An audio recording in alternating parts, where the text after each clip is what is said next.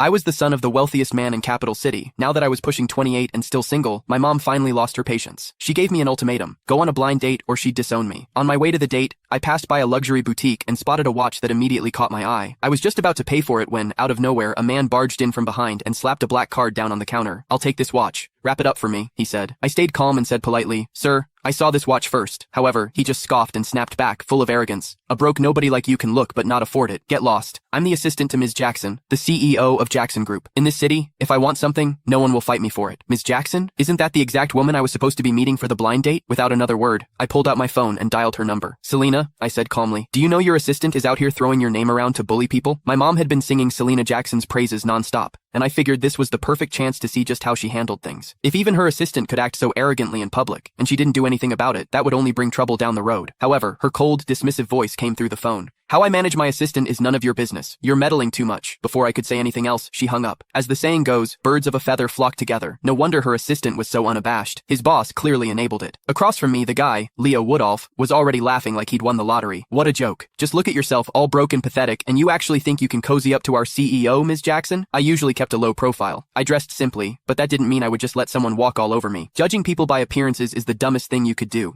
I said calmly. "I'd suggest you watch your mouth, or you're going to regret it." However, I wasn't about to waste any more words on a clown like him. I reached into my bag, pulled out a card, and handed it to the sales associate for her to ring up the watch for me. The associate looked at my card, then at Leo, clearly hesitant. She froze, not knowing what to do. Leo just laughed louder. "You low-life piece of trash. Are you still trying to act like you're somebody? This entire mall belongs to the Jacksons. If I don't give the word, you can't even buy a single screw in here." Then, with a smug grin, he yanked the card from my hand and flung it toward the entrance. "Waving around some cheap-ass card thinking you're hot shit? I'm not falling for it. Get lost." In all my life, no one had ever dared to humiliate me like that. Leo had seriously crossed a line. Without another word, I grabbed his arm in one swift motion and dragged him to the front of the store. My voice dropped cold as ice as I ordered, "Pick up my card." The salesgirls in the store stared in shock. "Oh my god, did he really just say that to Mr. Woodolph? Is he crazy?" "Mr. Woodolph is Mrs. Jackson's right-hand man. Offending him is the same as offending her." One of the employees tried to talk me down. "Sir, it's just a watch. It's not worth angering the Jackson Group over this. Please, just let him go." "Yeah, you should apologize to Mr. Woodolph while you still can. Beg for forgiveness. It might not be too late." Leo, clearly feeding off the attention, yanked his arm away and shouted, "You worthless trash!